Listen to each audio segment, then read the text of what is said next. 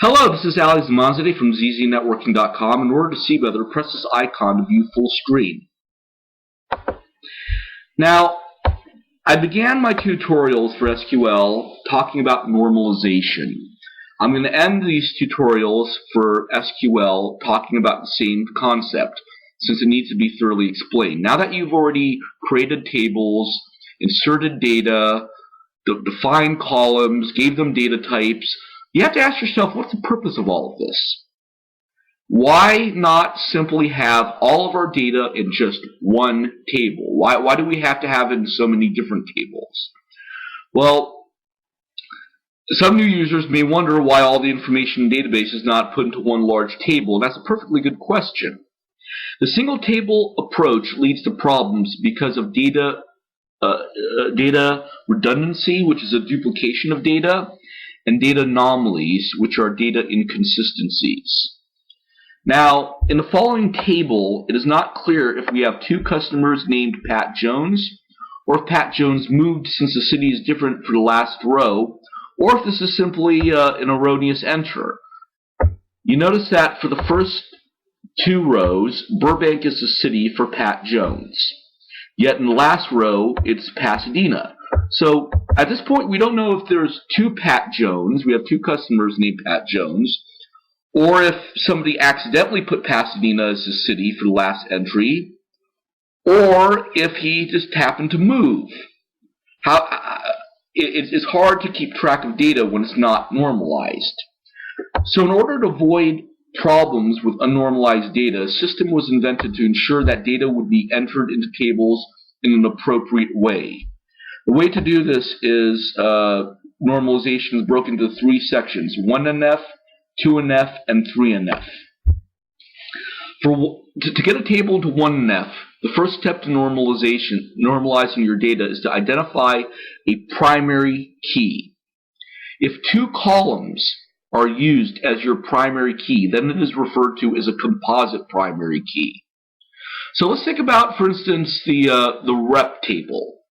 We look at the rep table and we have rep number, rep num, is our primary key. Suppose we listed some information about our customers in that table and included the customer number.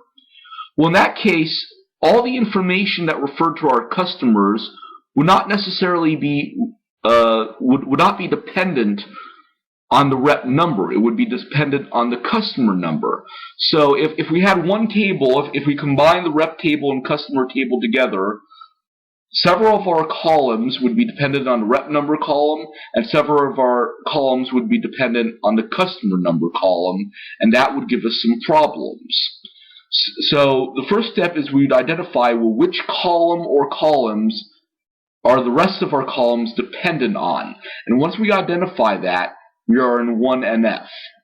Now, to get a table into 2NF, a table first has to be in 1NF. Then we can eliminate these partial dependencies. Now, what do I mean by a partial dependency? A composite primary key. For example, if your table has a composite primary key, meaning your table depends on two columns as opposed to one, then the other columns are only partially dependent on one of your primary keys. The simplest way to avoid this is to break your composite primary key columns into two tables. So let's go back to that example. Suppose the rep number and customer number are in one table, and all the columns for the customer table and the rep table are all in one table.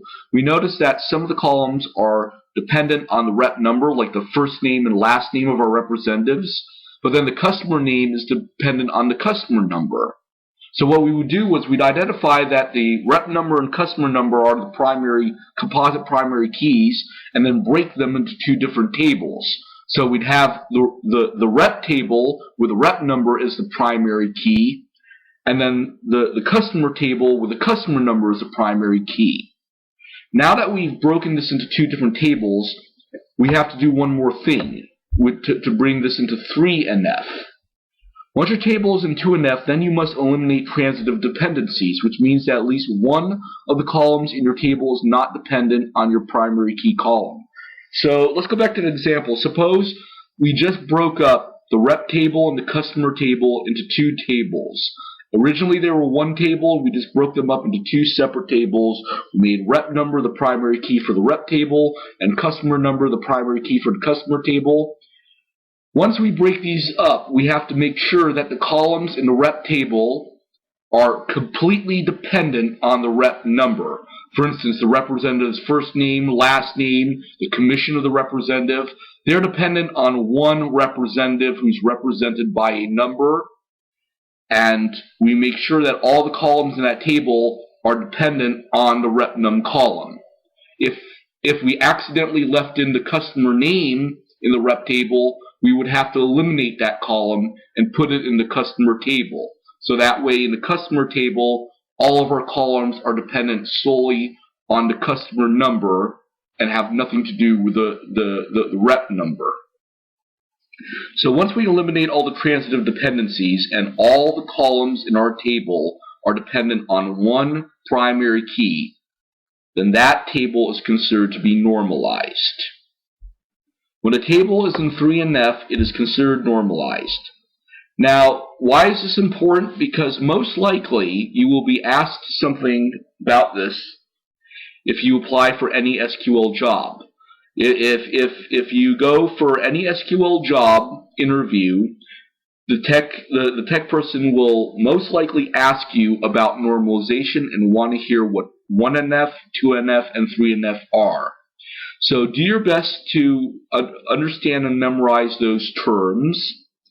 Remember, 1NF is you identify a primary key column or columns. 2NF, you eliminate a composite primary key. You make sure that one table has only one primary key, which all the columns should be dependent on it. And then 3NF, you make sure that every single one of the columns are in fact dependent on that one primary key. You eliminate transitive dependencies, where if there's a column in your table that does not really depend on your primary key for that table, you put that in some other table. So I hope this has been helpful for you. Thank you for your time, and may God bless you.